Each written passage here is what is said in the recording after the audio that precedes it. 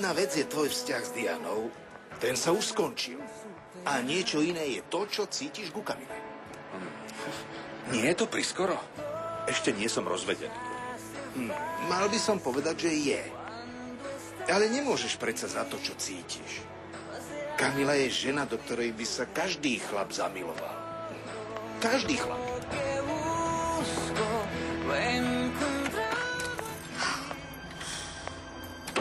Orlando, prečo si prišiel do Real del Monte?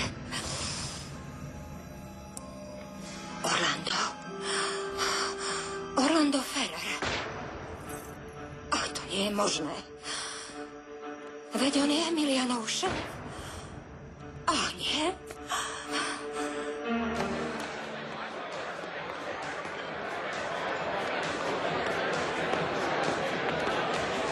Prečo si ma zavolal? Varoval som ťa, daj pokoj Palome. To neurobím, kým ma o to nepožiada sama. Lenže ona ťa už nechce vidieť. Nevieš si predstaviť, čo si spôsobil svojim arogantným správaním. Neviem, o čom hovoríš. O tvojej frajerke Romine. Už nie je moja frajerka. Nie, a prečo to vravili? Romina urazila Palomu. Povedala, že ona sa ti sama ponúkla. Prečo to urobila? Pretože vie, že si boskával Palomu. Viem, že si to spravil na silu. Lenže Romine si povedal, že Paloma sa ti ponúkla sama. To je sprostý výmysel. Niečo také by som o Palome nikdy nepovedal. Ale mal by si urobiť inú vec. Už ju neboskávať. Lebo ak sa to stane, vybavím si to s tebou. A na to nezabudneš. Ja sa te nebojím.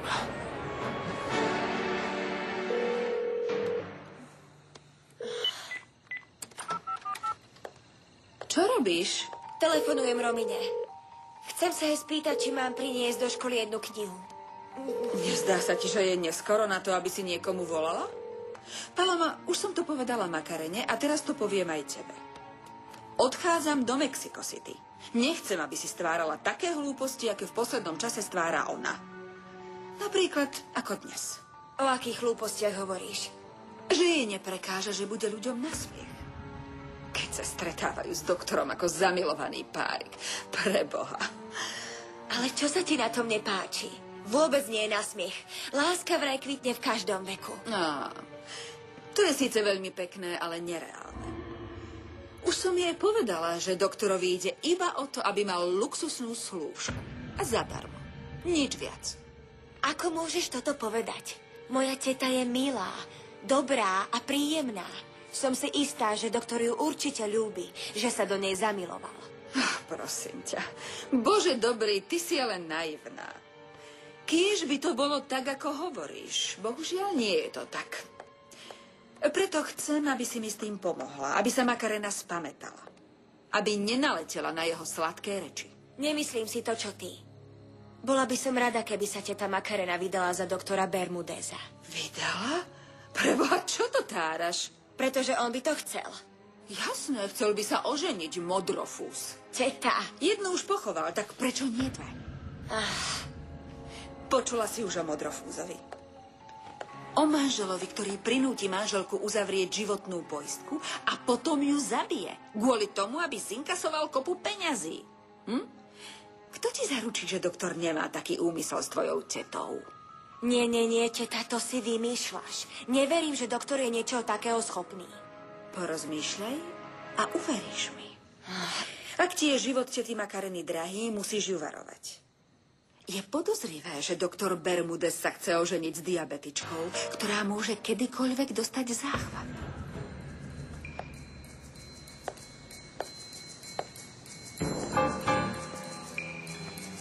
Porozmýšľaj o tom.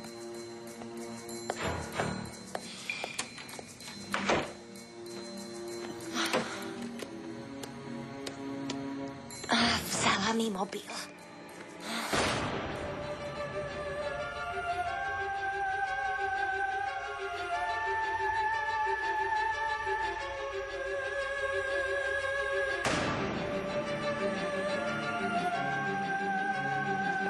Netráv sa, Orlando. Makarena. Uvidíš, že ju nájdeš. Keď som s vami, cítim sa tak dobre. Mne je tiež príjemne. Zvážili ste už môj návrh? Aký návrh? Aby ste sa za mňa vydali. Úprimne povedané, podľa mňa to nie je dobrý nápad. Vraveli ste, že Paloma pôjde študovať preč z Real del Monte a že Kamila jej zaplatí štúdia. Čo budete robiť, keď odíde? Ostanete so sestrou, aby vám ďalej strpčovala život? Ešte si to premyslíte, teraz keď už viete, že Paloma bude žiť ďaleko od vás.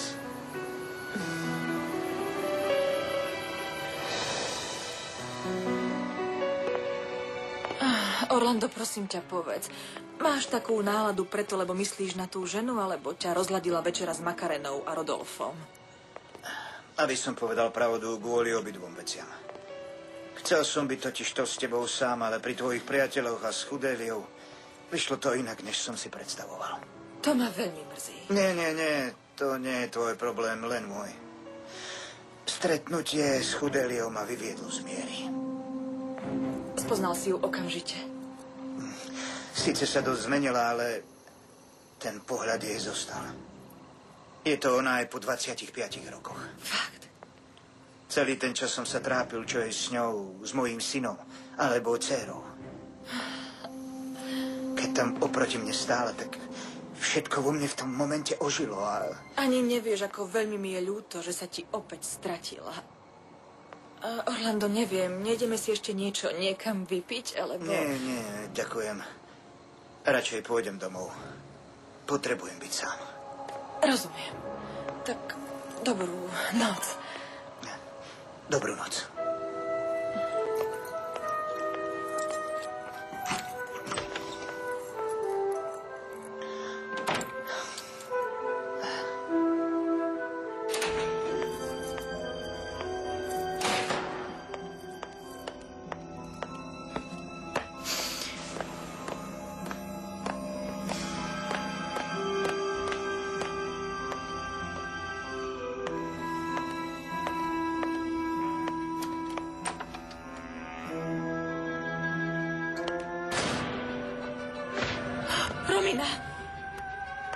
Romina, čo ti je? Romina, preber sa, prosím ťa. Čo ťa bolí? Čo ti je? Čo sa ti stalo? Romina! Seňorita, potrebujem záchranku súrne. Moja dcéra, neviem, zdá sa, že zjedla nejaké lieky.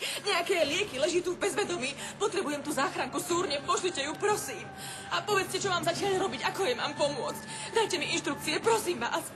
Áno, puls má.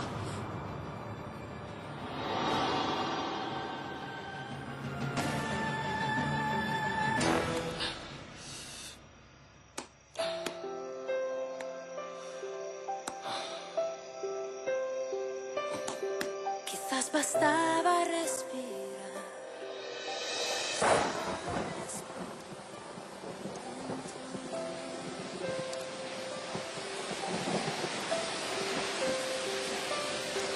Recuperar cada y no tiene sentido. Je mi jedno, že sa pobijem s Aaronom. Len nech ťa môžem boskávať. Znova ťa držať vo svojom náručí.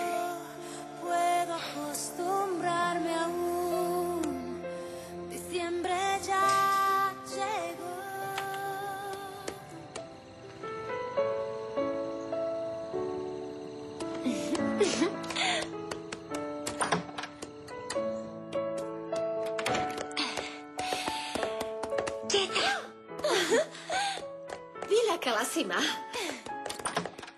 Ako bolo? Povedz mi. Ako si sa mala? Nemôžem uveriť, že ty si ešte hore. Áno, lebo som nemohla spať. No tak povedz mi. No dobre, už len tak obyčajne. Áno, veľmi dobre. Boli sme 4.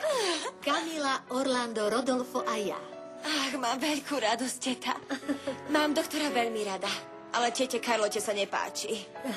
Jej by sa nepáčil nikto. Ani len princ na bielom koni. Už od rána sa chystám, že ti niečo poviem. Ale vždy mi do toho, ako si niečo prišlo. Čo? Je to novinka, ktorá ťa poteší. Povedz. Kamila ti pomôže s tou univerzitou. Už vie, ako to bolo s Rominou v škole naozaj a nechce, aby si nespravodlivo trpela. Romina sa priznala.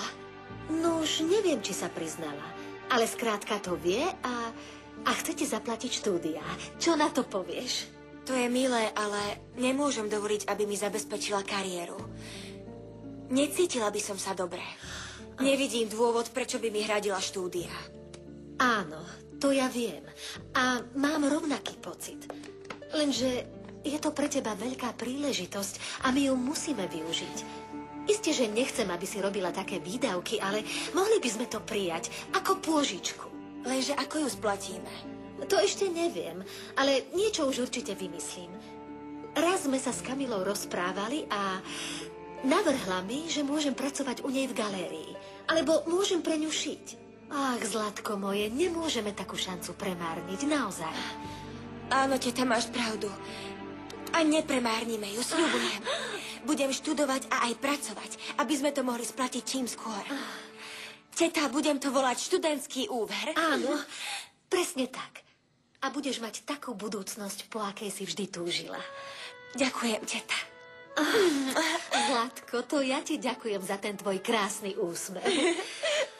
Pôjdem si už ľahnúť, lebo som unavená. A ty musíš ráno vstávať do školy. Veľmi ťa ľúbim. Ja teba viac. Teta, vieš čo? Keby mojou mamou nebola Sagrario, tak by som chcela za mamu teba. Láska moja, choď už spať. Idem. Dobrú noc. Mám ťa rada.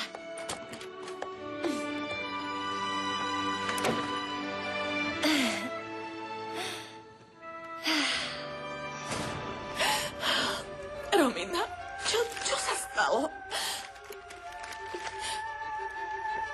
Emiliano, to kvôli tebe. Ľúbim ťa. Romina, prečo si to urobila?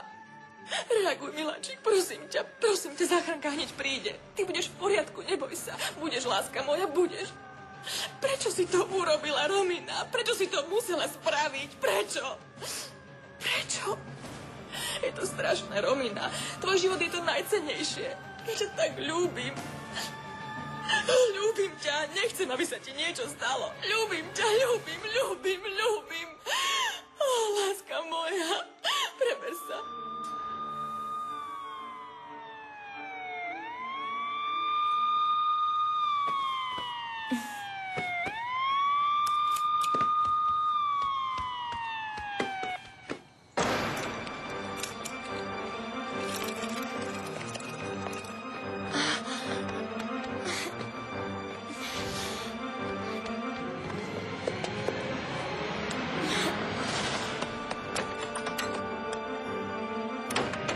Budeš v poriadku, láska moja, neboj sa. Budeš v poriadku. Kamila, čo sa stalo? Romina sa pokúsila o samovraždu. Nie, ako? Modli sa za moju dceru, prosím ťa. Nie, Romina.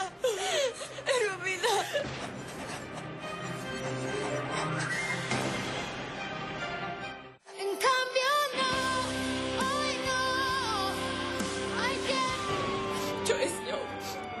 Mi neskytlak, ale ešte stále žije.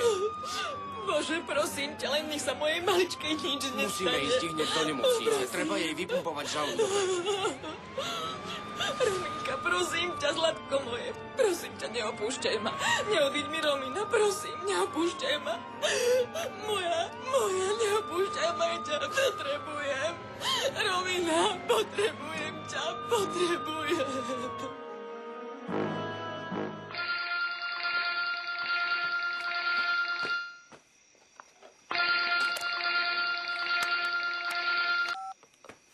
Prosím. Emiliano, tu je Kamila. Kamila, dobrý večer. Niečo sa stalo?